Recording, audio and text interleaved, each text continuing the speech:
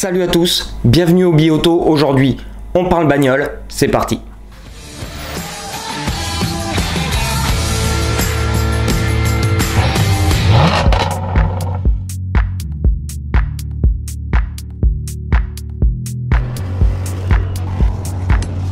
Alors, les grosses news de la semaine, tout d'abord c'est BMW qui prend le pas sur les grandes news de la semaine avec la présentation à la Villa d'Este, le concours d'élégance qui a lieu ce week-end, du concept série 8.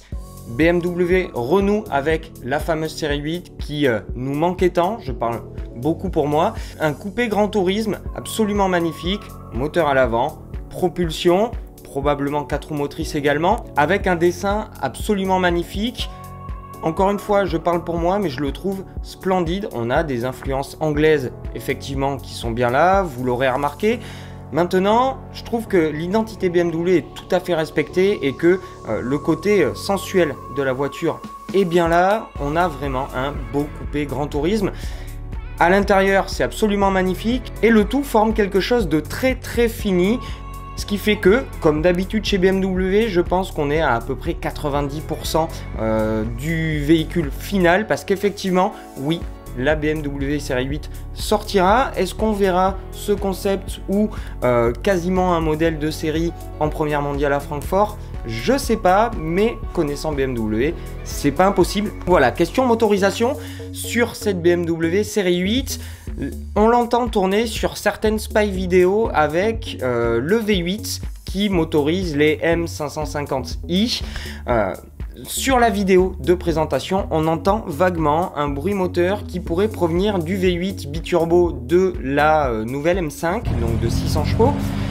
Et moi j'aimerais bien avoir un modèle Tribute qui fait penser à la 850 CSI de la grande époque avec pourquoi pas le V12 de la M760 Li, donc de 605 chevaux, et pourquoi pas une M8 avec le V8 4 litres 4 de la future M5 poussée à peu près 650 chevaux, ou le V12 de la M760 Li, encore plus poussé, peut-être aussi à 650 chevaux. On le voit à plus de 630 chevaux chez Rolls-Royce, alors pourquoi pas.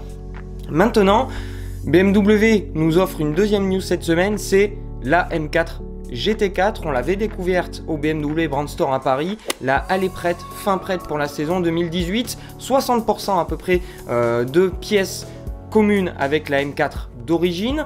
Un cockpit quasiment étroitement dérivé de la M6 GT3 pour cette formule GT4 qui est un championnat qui m'intéresse énormément et qui va offrir pas mal de bastons entre constructeurs.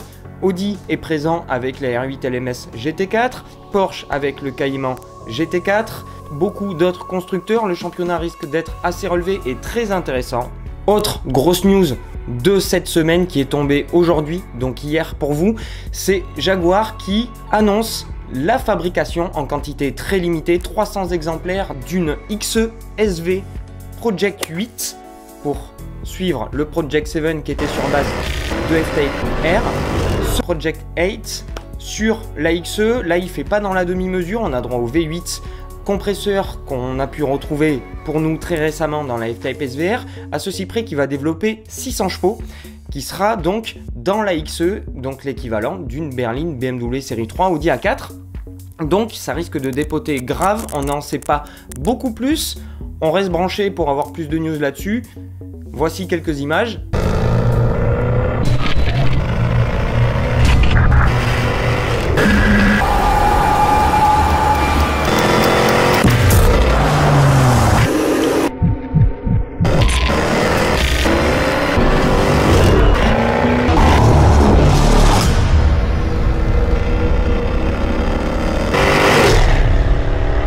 Et dernière news de cette semaine, c'est la news insolite. L'île de Man vient de s'équiper d'une nouvelle voiture de police qui est la BAC Mono.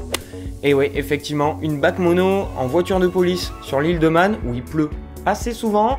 Ça risque d'être un petit peu sketchy, mais c'est assez insolite et c'est assez rigolo, je trouve. Là, le modèle que la police aura, c'est donc une bac monoplace avec une boîte séquentielle de course accouplée à un moteur 2,5 litres d'origine Ford, préparé par Mountune de 305 chevaux.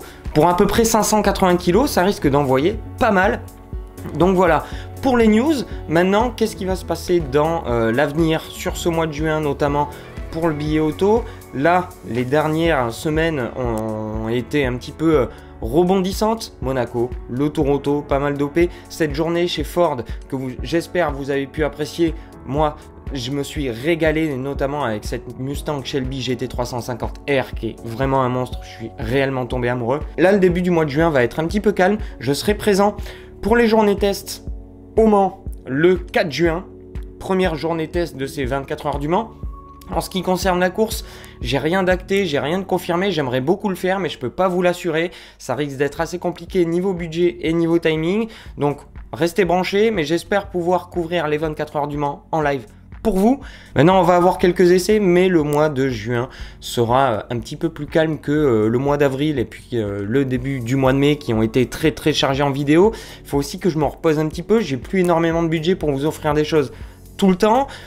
On essaie de booker un daily driver pour vous offrir quelque chose d'assez sympathique et qui change un peu. J'espère que ça va se faire, rien n'est confirmé.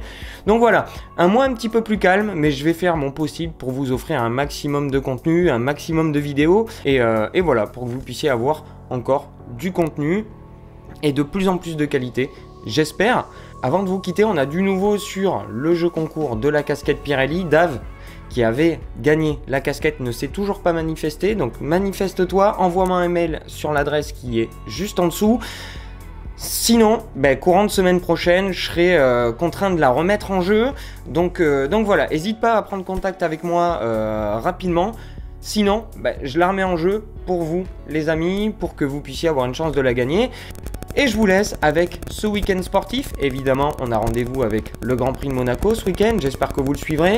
Et aussi avec une course qu'il ne faut pas négliger, qui est une des plus importantes, en ce qui me concerne en tout cas, du calendrier de l'année. C'est les 24 heures du Nürburgring. C'est ce week-end, GT3, GT4. Une ambiance de folie, ça va être assez dingue.